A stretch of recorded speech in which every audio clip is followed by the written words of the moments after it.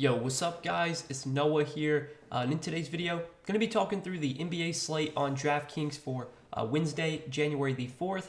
Now we do have a really big Wednesday slate. We got 12 games tonight, so I'm going to try and go quick through these 12 games, guys. Give you a game by game breakdown, but do it rather quickly. Going to fly through some games. There will be some games that we do spend a little bit more time on, but I'm going to try and keep this video, between like 25-30 minutes if possible. So before we get started with the breakdown, as always, if you guys do enjoy these DFS videos, please hit that like button down below. Always appreciate the likes. Hit that subscribe button if you have not yet. And if you guys are new to the channel, check out PrizePicks. PrizePicks is the sponsor of this video. You guys can sign up for PrizePicks. Use my promo code NOAH. You will get your first deposit matched up to $100 when you do sign up with my promo code.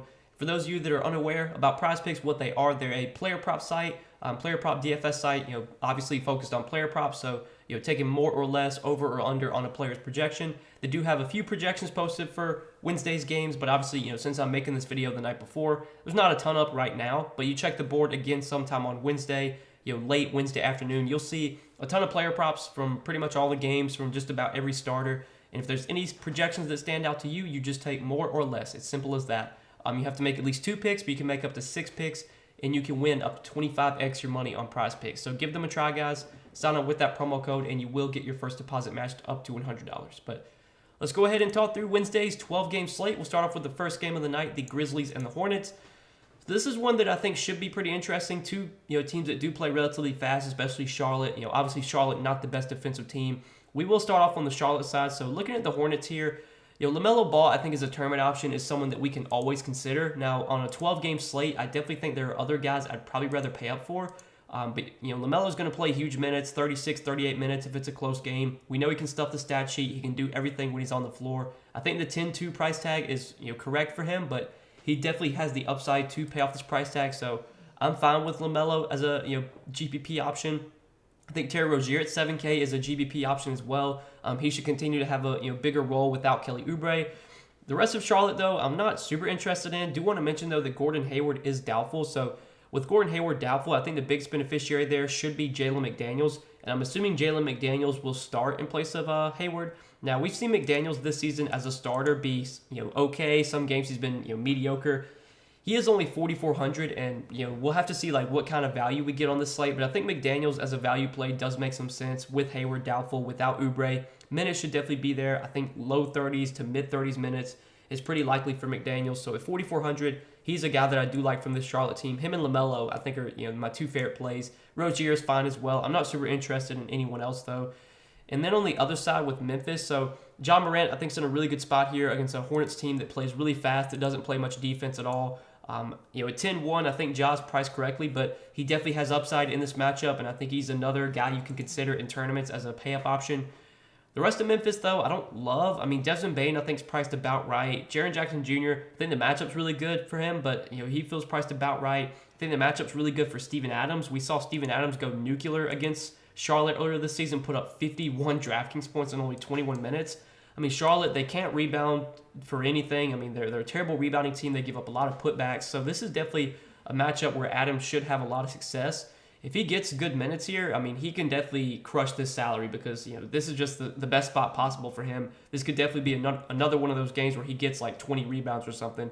So it's a GPP play. I kind of like Steven Adams. Him, Ja, and I think Triple J are kind of the guys I'm most interested in from Memphis. I'm not too interested in anyone else, though.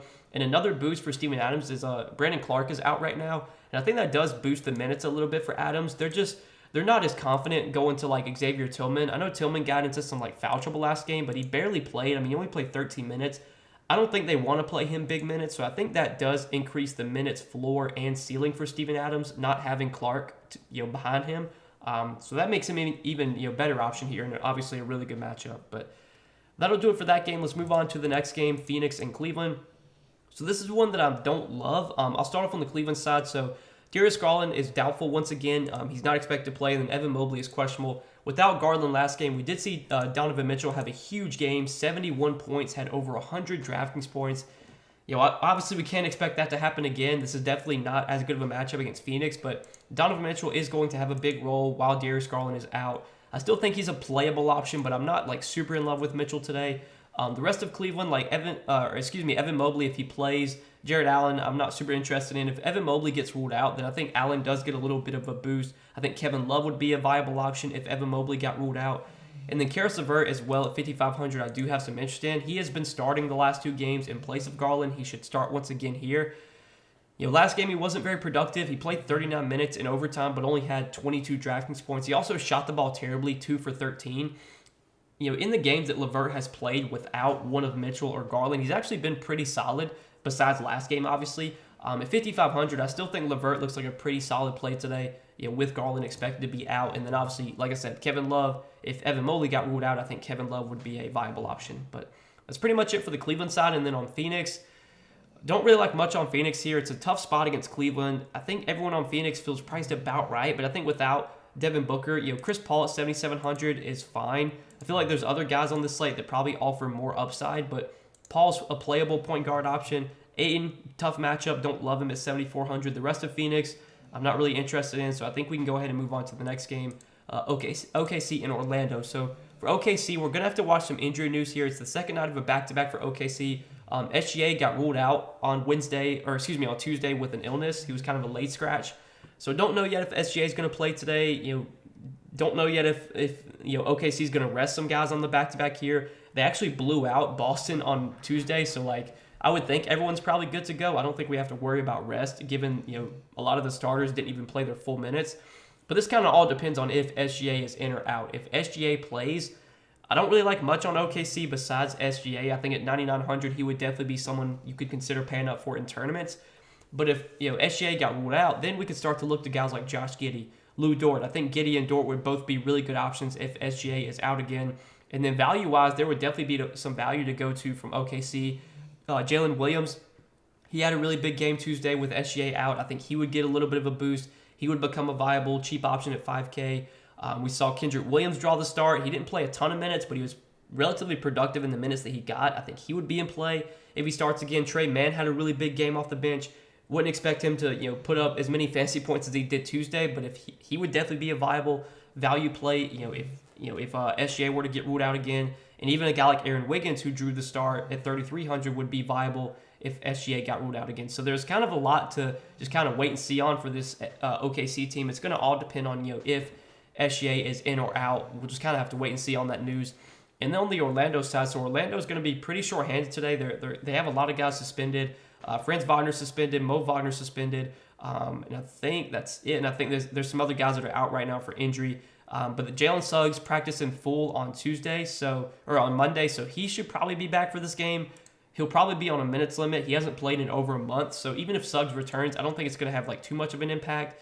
And then Bol entered health and safety protocol, so I'm guessing Bol will be out for today.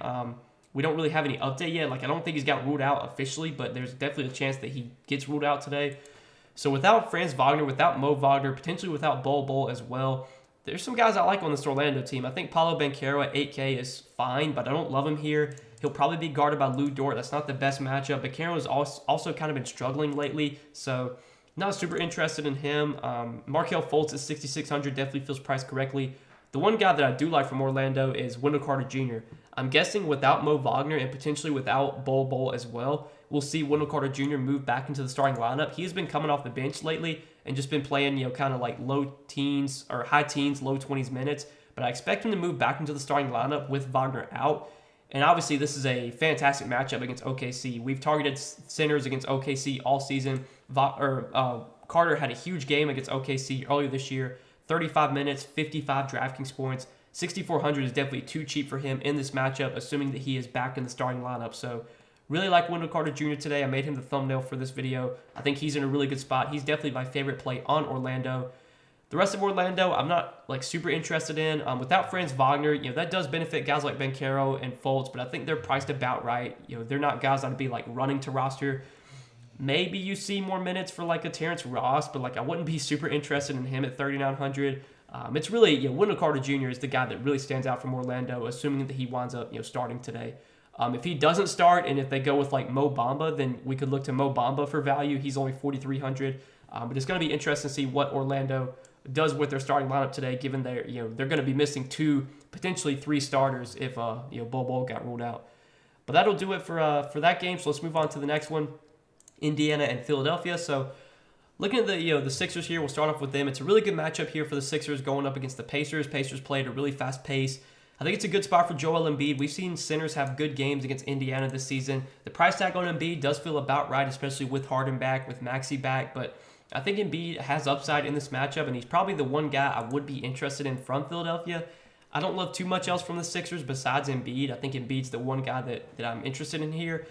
And then on the Indiana side, Indiana's probably a full fade for me today. It's a really tough matchup. Philly plays good defense. They play at a slow pace. The one guy that I can maybe get behind would be Miles Turner at 6,600, just because we've seen Miles Turner easily be able to pay off this price tag when he plays his full minutes. But I would definitely be worried about the matchup against Embiid. I think there's foul trouble risk here for Miles Turner, so he's playable. He's a GPP option, but I really don't like much on the Pacers today. Pacers might be a team I just kind of look to avoid on this slate. So let's move on to the next game, San Antonio and the Knicks. So for the Knicks, they're still going to be without RJ Barrett, but Julius Randle, been playing at an elite level lately. Obviously, really good matchup here against San Antonio. I mean, the dude's put up 60 DraftKings points now in 4 straight games. He's playing massive minutes. He's playing like 40 minutes a night. The price tag is really up there. I mean, 10.5 is a lot to pay for Randle, but he's obviously been, justifying the price tag. You look at his game log, and the dude's just been playing out of his mind. So I think Randle's still playable. I don't love him at that salary, and if he's going to get owned, I wouldn't be super interested in him, but I have a feeling because he is so expensive, he's not going to project very well at that price tag. So he would still be in play for me. I think Jalen Brunson looks solid at 7K. Really good matchup for him. Obviously, the Spurs play at a fast pace. They play no defense. I think 7K is definitely too cheap for Brunson here in this matchup, especially without RJ Barrett. So I really like Jalen Brunson at 7K. The rest of the Knicks, I'm not super interested in anyone else. Now that Brunson is back, I think Quickly definitely takes a hit. Quickly is still going to play big minutes, but I think his usage is going to come down with Brunson back in the lineup, and he's just not going to be as productive. And we kind of saw that be the case last game. Same goes for Quentin Grimes and Mitchell Robinson. I'm not super interested in. So that's pretty much it for the Knicks. It's definitely Randle and Brunson that stand out the most from the Knicks today, and I think Brunson's my favorite play there at 7K. On the San Antonio side, though, probably going to be avoiding San Antonio here. Devin Vassell is questionable for this game, so this will be something to monitor. If Devin Vassell does get ruled out, that is a little bit of a boost for both Keldon Johnson and Trey Jones. They're affordable. I mean, Keldon Johnson's only 6,900. Trey Jones is only 5,700. But it's a 12-game slate. There's a lot of other options. I don't really want to be rostering a ton of Spurs today, but I think those will be the two guys I would look to if Devin Vassell got ruled out. Jakob Poeltl, his minutes have been trending up lately. 5,900. Don't love this matchup for him against the Knicks. They've been pretty good limiting, opposing production to centers, but I still think Poeltl at 5,900 is a playable option. But yeah, that's really it for the Spurs. There's not much on this team that I like for today. So let's move on to the next game, the Bucks and the Raptors. So the Bucks, they're another team on a back-to-back today. We'll definitely have to pay attention to their injury report. Assuming everyone's good to go here. Giannis at 11-9. I don't love in this matchup against Toronto, but man, Giannis has just been playing at an elite level right now. He had another huge game on Tuesday night against the Wizards. He had like 55 points, like 80 fantasy points or something. I think he had more than 80 fantasy points. Huge game from Giannis. He just continues to put up huge game after huge game. Again, matchup is really tough, but Giannis is a matchup-proof player. So I still think he looks solid. He's the one guy that I'm interested in from Milwaukee. I'm not super interested in anyone else on this team besides Giannis. Jrue Holiday actually came off the bench on Tuesday, so he's not really an option right now if he's coming off the bench again. And then on the other side with the Raptors, not a team I'm super interested in either. I think it's a tougher spot for Pascal Siakam. The Bucks do a really good job clogging the paint. They limit points in the paint. That's where Siakam's going to do a lot of his damage is in the paint and at the rim. So tough spot for him. I don't love this spot for the rest of the Raptors either. Van Vliet, Scotty Barnes, OG, they all feel priced about right, especially now that the team is starting to get fully healthy again.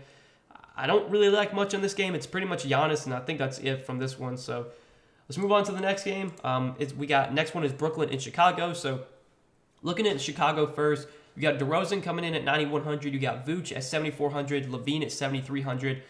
The Chicago Big Three, these guys are always playable options, but on a 12-game slate, I don't think any of them are going to be priority plays for me. I think of the three, my favorite is probably Vooch, just because Brooklyn has been a team we've seen, kind of give up production to centers. This year, they've been better defensively against the center position, but I still think it's a relatively good spot for Vooch. He's been playing really big minutes as of late. His production as of late has been solid as well. The price tag at 7,400 is definitely reasonable for this matchup. So if I had to pick a Chicago guy to go to today, I think Vooch would be my favorite.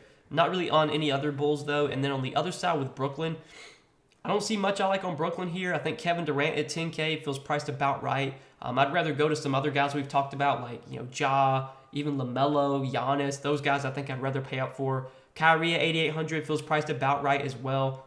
Neither one of the Brooklyn bigs, big two, look that great today. I think they're playable, but I'm not prioritizing either one. And the rest of Brooklyn, I'm pretty much off of. Royce O'Neal was out last game, but he's probable for today, so he's expected back. We saw T.J. Warren get some increased minutes without Royce O'Neal, but I'm not super interested in Warren, now that O'Neal's expected back. So that pretty much does it for Brooklyn. I don't see much I like on Brooklyn here outside of potentially, Durant and KD or Durant and Kyrie as like, GBP options. Next game, though, Houston and the Pelicans. So this is one that definitely stands out. We'll start off on the Pelicans side because that's where a lot of viable plays are.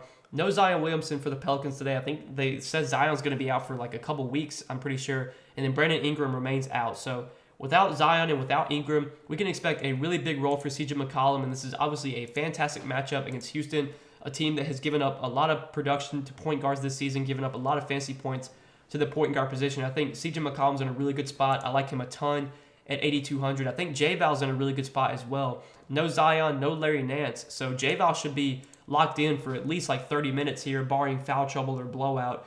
6,300 is way too cheap for J-Val in this matchup. With his minutes definitely being secure here. You always have to worry about him losing minutes to guys like Nance and to Zion. They can always go small and play Zion at the 5. Well, obviously now with Zion out, with no Nance either, they're going to play J-Val like 30 minutes at least. So I really like J-Val, 6,300. And then value-wise from the Pelicans, I think guys like Najee Marshall, Trey Murphy look like decent values. I expect Najee Marshall to start in place of Zion. He should play about 30 to 32 minutes. Really good matchup. Price tag feels about right at 4,800, but I still think he's in play. I think Trey Murphy's in play as well. He should pick up a little bit more usage. Without Zion, should be able to be more involved in the offense. At 4,800, he's in play for value. That's probably it from the Pelicans. I don't see too much else I like on this team besides those guys. And then on the Houston side, the Houston guards, they're always fine options. KPJ, 7,500. Jalen Green is 6,600. Neither one stand out on a 12-game slate, but if you want to sprinkle these guys in, if you're playing a lot of lineups, I'm totally fine with that. I think Şengün at 5,700 looks okay. He's probably my favorite play on Houston if I had to play anyone here. Minutes for Şengün have not been great lately. He's only been playing like 28, 30 minutes in competitive games, but I know, the Pelicans have definitely given up some production to centers this season. Barring foul trouble, he should play like 30 minutes. He did get into foul trouble last time these teams played, but he actually fouled out in 18 minutes. But if he stays out of foul trouble, I think we get about 30 minutes from Şengün. He's 5,700. That's definitely affordable for a player that has it, or is as good on a point per minute basis as he is. So he's probably the one guy that I'm really interested in from Houston. Don't see too much else I like on this Rockets team. So let's move on to the next game, the Blazers and the Timberwolves. So for Minnesota today, Anthony Edwards at 9,400 continues to be rock solid without Karl-Anthony Towns. He's just taken on a really big role lately, playing really big minutes, taking a ton of shots on a nightly basis. There's really nothing negative you can say about Anthony Edwards right now. It's just that the price tag at 9,400 does feel about right for him. I mean, he needs to put up like over 50, if not close to 60, to really be worth his salary in GPPs. Now, does he have that upside in him? Of course he does. I just think it's not as likely that he pays off this price tag most nights. So I would consider Anthony Edwards more of a GPP option at 9,400. I think Russell at 7,600 is just kind of okay. I'm not super interested in him. Rudy Gobert's just been terrible lately, and we've seen the Wolves not even close games with Gobert. I mean, the price tag's coming down. Like 6,500 feels way too cheap for Rudy Gobert, but the dude just is not getting he's just not involved in the offense at all. He's not really taking many shots. Even his rebounding's not even been that great lately. It's hard to feel great about Gobert right now. He's just not really playing that well. I think the matchup's solid. He's had success against Portland this season, but not super interested in Gobert right now. Not really interested in many other Minnesota guys. So moving on to the other side of this game with Portland, I think it is a tougher spot for Damian Lillard. He's probably going to be guarded by Jaden McDaniels, who is a really good defender, one of the better defenders in the league. 9,700 for Lillard does feel like an appropriate price tag here. This should be a fast-paced game, though. I know Minnesota plays at a really fast pace, so I think Lillard's fine, but I would not consider him a priority today. I don't really like many of the other Portland guys like Jeremy Grant, Anthony Simons, probably going to pass on. Yusuf Nurkic, if he plays, he's probable, is okay at 6,200. He's been fine against Gobert throughout his career, and so far this season he's been solid against Gobert, but on a 12-game slate, I'm not running to roster Yusuf Nurkic. So that'll do it for this game. Not a ton, honestly, that I really like in this one, even though it should be, kind of a fast-paced game. I think you're just looking at like GPP plays here. No core options from this one. So next game, Detroit and Golden State. Definitely a game that has a little bit of blowout risk, but Golden State obviously still shorthanded. No Steph Curry, no Andrew Wiggins. Yeah, we can continue to expect really big roles for both Jordan Poole and Klay Thompson.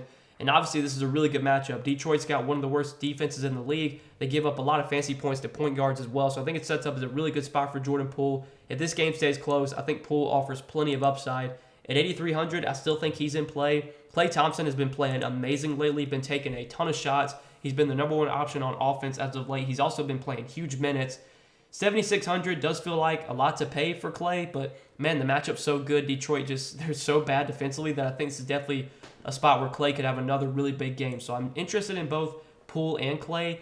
The rest of Golden State, like Draymond and DiVincenzo, I think they're solid. Draymond's been better lately. His production's always going to depend on what he can do with the other categories besides scoring. Like he's not going to score the ball much, but he can have those games like last game where he gets 13 rebounds, 11 assists, 3 blocks, 2 steals. You're going to need those type of games from Draymond to really put up a ceiling, but against a Detroit team that's sloppy and will turn the ball over, this is definitely a good spot for Draymond, I think. So Draymond's fine at 6,500. DiVincenzo's fine at 6,100. We saw Kevon Looney have a really big game last game. He played 32 minutes in overtime against Atlanta, had 48 DraftKings points. I think with Jonathan Kuminga out right now, that definitely benefits Kevon Looney just because, they can't, sometimes they can go small. They can play Kuminga at the 4. They can play Draymond at the 5. They're not as likely to do that with Kuminga out. So I think Looney's minutes should definitely be a little bit more secure. I think he plays like 26, 28 minutes. Now the price tag is up to 5,400, so I wouldn't consider Looney a great value play or anything, but he's at least playable. And I really never play Looney, but he was on my radar last slate, and I think he's kind of on my radar once again. But now looking at the Detroit side, not too much stands out from Detroit here. I really don't want to be rostering a ton of Pistons on a 12-game slate. Bojan at 6,200 feels priced about right. Same with Killian Hayes and Jaden Ivey. Jalen Duren we've seen be really good. Since he's been in the starting lineup, he's been rebounding at a really high rate. I think this is definitely not the best matchup for Jalen Duren, but he's going to continue to start, play probably 30 to 32 minutes. He's probably the one guy on Detroit that I think I would be interested in. But I'm not super interested in this Detroit team overall. I think this is going to be a team I just kind of look to avoid on a 12-game slate. So let's move on to the next game. We got 2 more to go over, the Heat and the Lakers. So for the Lakers today, LeBron is listed as questionable, but I would expect LeBron to play here. Big-time game at home against his former team. National TV game, I think, as well. LeBron should be good to go. So with LeBron most likely going to play, he's probably the one guy that I think I would be interested in from the Lakers, but I would say on this slate, LeBron is just kind of a GPP option. He's been great lately, but he's also had 2 really good matchups against Atlanta and against Charlotte. This is obviously not nearly as good of a spot against Miami. He'll probably be guarded by Jimmy Butler, not the best matchup overall, but LeBron's going to continue to have a really big role without Anthony Davis. The offense is going to run through LeBron. If the Lakers want to win games right now, it's going to be because of LeBron putting up huge game after huge game, which obviously he's done the last 2 games. So I think LeBron's okay. He's the one guy, though, I'm interested in from the Lakers. No one else on this team really stands out. Don't see too much else I like on the Lakers outside of LeBron. And then looking at the other side with Miami, it's a pretty good spot for Miami. The Lakers have been playing at a fast pace this year. Their defense has also definitely not been good without Anthony Davis. So I think it's a good spot for Jimmy Butler and Tyler Hero and Bam and even Lowry. But the price tags on these guys they don't make them like standout plays. Butler is $9K. That feels like an appropriate price tag for him. I think this is a good matchup. I think this is a spot where he can have a lot of success. But at $9K, I would consider Butler just a low-owned tournament play. I think Bam at 8,700 looks kind of interesting. Without Anthony Davis, I think this matchup definitely is a lot better for Bam. And we saw, Bam have a lot of success against the Lakers last time they played. 47 DK points in 39 minutes. He's been playing huge minutes as of late. His production's also been really strong. I think him and Jimmy are the 2 guys I'm interested in from the Lakers. Probably no one else, though, stands out besides those 2 guys. So I think we can go ahead and move on to the last game of the night, the Hawks and the Kings. So this is a game that should be really fast-paced, really high-scoring. I'm assuming this game has a really high total. On the Sacramento side, Sacramento, they are on a back-to-back today, so we'll have to monitor their injury report, but I assume everyone will be good to go. Domantas Sabonis at 10,400. Dude continues to just crush every single night. He's playing huge minutes on a nightly basis. I think this is a pretty good matchup against Atlanta, especially without Clint Capella. I think this is definitely an Atlanta team you can beat kind of in the paint and down low. We saw Thomas Bryant have a really big game against Atlanta. Obviously, Looney had a big game against Atlanta, so I'm interested in Sabonis today at 10-3 or 10-4, excuse me. De'Aaron Fox at 8,500 I think is okay as well, but his price tag feels about right. The rest of Sacramento, I'm not super interested in. It's a revenge game for Kevin Huerter, if you want to factor that in. But at 5,300, I think Huerter is just kind of like a GPP play on this Big 12 game slate. And then on the Atlanta side, obviously good matchup here for Atlanta. I think Trae Young at 9,500, DeJounte Murray at 8,400. Both these guys look like viable options. Trae at this price tag, I think, is probably my favorite between the two if I had to pick one of the two. I think this is a matchup where he should definitely have success. Sacramento, they're not the best defensive team. They play fast. This game should be fast-paced in general, and I think these are the type of games that Trae really thrives in, these fast-paced, high-scoring games. So between the two Atlanta guards, I'd prefer Trae, choosing between the two. John Collins and Onyeka Okongwu should continue to get good minutes while Clint Capella's out. We've seen Collins' per-minute production be really good without Capella as of late. Besides the game against the Lakers where he was in foul trouble, these other games without Capella have been really good. 29 minutes, 33 DK points. 30 minutes, 43 DK points. 40 minutes, 49 DK points. At 6K, I still think Collins looks like a pretty solid mid-range play. I think Onyeka Okongwu at 5,800 looks like a solid mid-range play. He should continue to play big minutes while Clint Capella is out. So I think he's someone that we can look to. Bogdan, not super interested in. The rest of Atlanta, I'm not super interested in. It's really just the guards and the bigs that I like from Atlanta, and I think that's pretty much it. So that'll do it, guys, for this big Wednesday slate, 12 games. Hope you guys enjoyed this game-by-game breakdown. I hope it did help. As always, if you guys do enjoy these DFS videos, if they help you out, please hit that like button down below. Hit that subscribe button if you have not yet. And again, if you guys are new to the channel, go check out PrizePicks, sponsor of the video. You guys can sign up for PrizePicks. Use my promo code NOAH. PrizePicks, they will match your first deposit up to $100 when you do sign up with my promo code. But good luck tonight, guys. Thanks as always for watching the video, supporting the content. Appreciate you guys a ton. We'll see you in the next one. Peace.